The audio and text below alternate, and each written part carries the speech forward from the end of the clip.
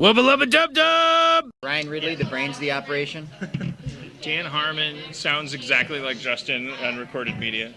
Justin Roiland sounds exactly like Dan on Recorded Media. Let's do the episode 1 on April Fools. Oh yeah, that was Mike Lazo. So he's the head of Adult Swim. He pitches these crazy ideas, and that one in particular, I remember my initial reaction was sort of like, I don't know about this. And then it took me, I slept on it and I came around. I think Harmon was sort of like you were concerned for a much longer period of time. What, we're going to just throw the show on the air without any marketing? I was mostly concerned about on April Fools telling people when the season would be airing. Yeah. Because then they'd be like, is this a joke or not? Yeah. You tweeted that one guy. I did, yeah. It's none of my business what the network does. I knew it was coming, so the 3,000 people a day that were tweeting me, where's season 3, I picked one guy at 5 minutes before the airtime and said, look, what do you want from me? Do you really want me to just wave a magic wand and air the episode? And of course he said yes, and I said, everybody gets one. Yeah, that was great. I mean, it was really no. I'm serious.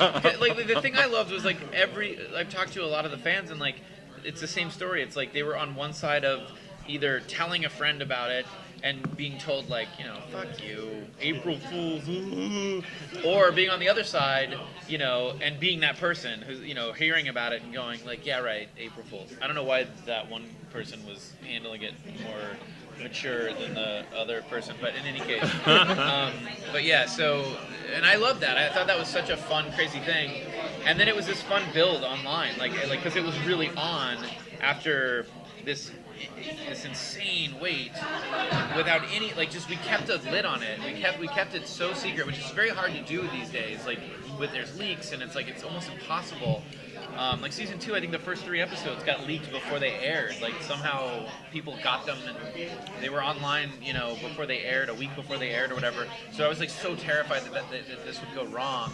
But the fact that it worked out and no one knew it, no one saw it coming, and then all of a sudden it's on. And then it replayed all night. So it was this cool build all the way to midnight of everybody just sort of it was just, the internet was exploding. It was brilliant. It was actually really brilliant. He'd be like, welcome to my TED Talk. Fuck you.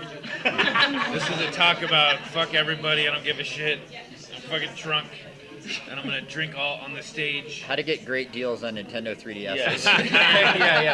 Say, look, I love popcorn, and my favorite is the Red and Buckle popcorn. Is that his name? Orville Redenbacher. Orville Redenbacher. Yeah. It's my favorite popcorn, and I'm going to talk about that at my TED Talk. And then it'll be like the TED Talk logo. And then it'll come back and be like, all right, so Orville Redenbacher popcorn is good, and I'm going to talk about that. So let's talk about what makes popcorn good. Yeah, that's the bit. Because people are expecting him to talk about portal technology. Yeah. He's like, look, I can make portals, but let's not worry about that. I want to talk about popcorn. And all the aliens who are there to steal the technology are going to be really disappointed. Yeah, those guys trolling us. Or something else. We'd probably want to talk about that for at least 10 minutes. What would he actually... That's it. No, I think that was accurate. Yeah. In my mind, I just think Rick would come out and say, you're hung up as a species on the idea that there's something left to accomplish and something left to know. And you have found out already, but don't want to know it, that nothing means anything. And that it's all up for grabs. And, the thing, it's like, so now, if you want to be good, be good. If you want to be bad, but commit. And we're going to talk about after that, Robin his answer's more right than mine. He would close that TED Talk by bringing out the reanimated corpse of Orville Redenbacher.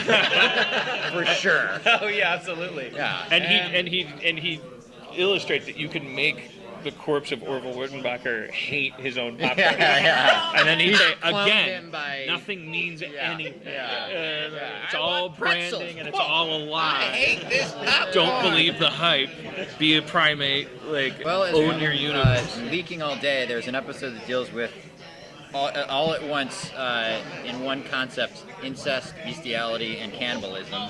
Yeah. So, but as we keep saying, we nail it, and you guys aren't. You're gonna be like, Well, let's wait till color comes back and see. let's wait till the I honestly think probably the darkest thing that we've done on the show, because of its implications, is that Rick takes Morty to an arcade and says, "Play this game, and the game is that you live a human life." And that you die of cancer, but you don't die of cancer. You beat cancer, and you slip and fall at the carpet store, and then you come out, and Morty's like, "Where's my wife?" I think that is the darkest thing that we've ever I don't know. introduced, because yeah, maybe, but I still think at least a close second is when is the Rick ship. Using the resurrection of a cop's child who died drowning. The fans loving her person, or was that always planned to bring him back? Well, no, I can answer that. Alex Rubens, who wrote on the second season, had pitched that idea of Phoenix Person when we were going to bring him back at a version of the 301 where he was actually in the body of the episode, not just the tag. So that concept was floating around for a while. But the fans do love him. Hi. I'm so sorry, Francis. It's my favorite at the table. That's my daughter's name. Just gonna put it out there. Spencer Grammer, and I play Summer Smith on the show Rick and Morty on Adult Swim. Sarah Chalke, and I played Beth on Rick and Morty on Adult Swim. Is that enough information? So yes, I was born in 1976. It was not a C-section, even though. Whole history, yeah. So one thing that struck me especially about the season 3 premiere, which I'm sure was like, wonderful surprise. Yeah. You guys loved it.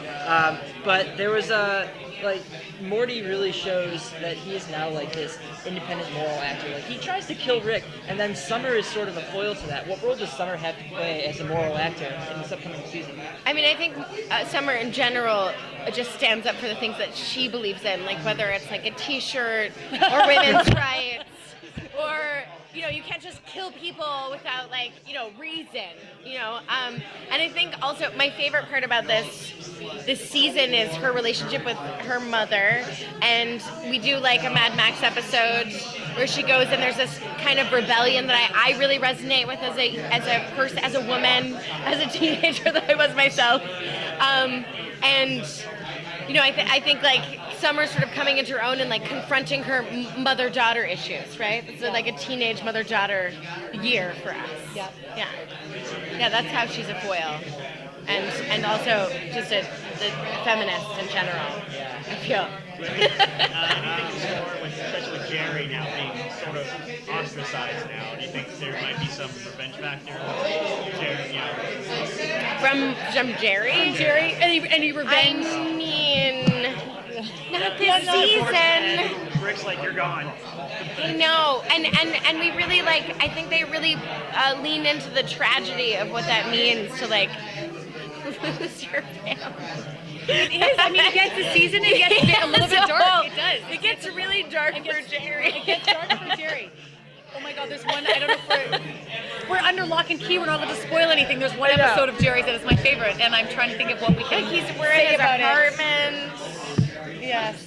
I love it that in the season opener where he's like, it's him or me, and there's just like crickets. Nobody says anything. Yeah. And I love that it's juxtaposed right after she's just been like, Jerry, I will never, ever, ever, not value this. Because Rick abandoned her, she will do anything to not have that happen again. She holds him on such a pedestal. Yeah, your dad is always the most important person in your life in a lot of ways. And I feel like she, you do get to see a bit more about that down the road in season 3. We go into an episode where you get to kind of have some insight into Beth's childhood and her relationship with her dad. And I think that, I don't think that's anything that's going to change for Beth. I've always felt like your character really admires Rick in a lot of ways. Even though he went and did all this crazy shit, he still did this crazy shit that you wish you could do yourself, and you chose this other life to have a family. Yes. But then there's a part of you that's very much like Rick. And wanting to try and prove herself. to him, to be like, to get his approval. yeah, That's probably why she went into science, right? right, yeah. She's a horse heart surgeon. She's a horse heart surgeon, and that's not enough. And for she's some really people. good at it. She's really good. And it counts. It's a real doctor. Okay. It's a real fucking doctor. Mine was when Beth and Jerry go off planet for couples counseling, and you see how they that's each like see one each of other. my favorite episodes. When I read that episode, I don't even know if I was in that one that much, and I was like, this episode is gonna be so fucking good. I can't wait to see that. I just love that she sees Jerry as like this worm, and he sees her as like this like. Yeah. I mean, I love the one. I mean, I'm like not in that episode where Jerry, the Meeseeks episode where Jerry lives like the world with the apple, like he's selling the apple farm thing or whatever. I love that episode for Chris Parnell. But then I also love Mr. Needful, where we like at the end was like the DMX thing, and we like. Yeah, it's so good. I mean, I had so many friends of mine that I've worked with over the years just send me that clip over and over and be like, "You're on the best show on television." Like, and I was like, "Thanks. I feel proud." I was like, "Thank you guys." Yeah. So I love that episode. I feel like I also really there's a kind of Mad Max episode coming up that's also really really fun.